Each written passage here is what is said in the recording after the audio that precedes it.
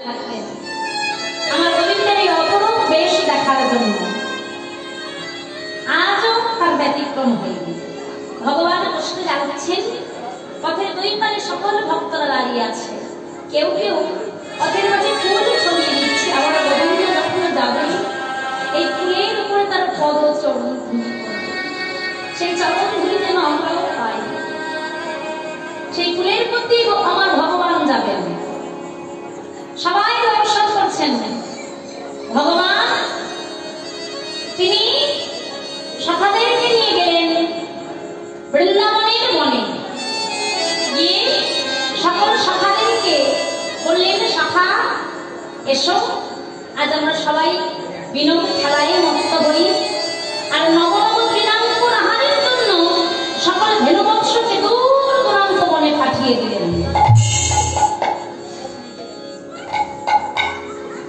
সখাগণের সঙ্গে আজ আমার ভগবান শ্রী গোবিন্দ খেলছেন।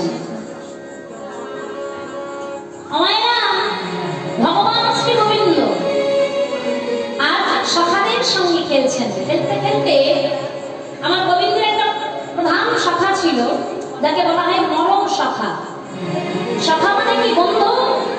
এ জগতে বন্ধু তো অনেক হয়, বন্ধুর মতো বন্ধু কয়জন হয়। শাস্ত্রে আছে, আপনও ভজন কথা না করিও তথা তথা, নিজের মনের কথা সকল জায়গায় প্রকাশ করে বলতে হবে। কিন্তু আমার গোবিন্দ সকল সখাদের মধ্যে ওই সুবলের কাছে নিজের মনের কথা প্রকাশ করে বলতেন।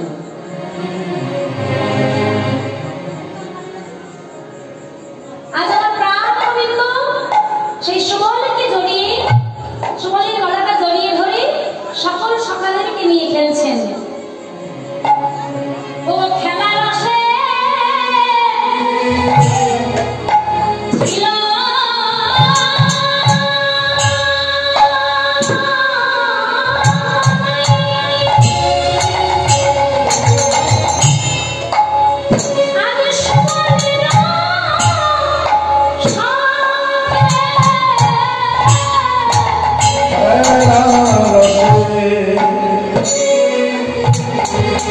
ছিল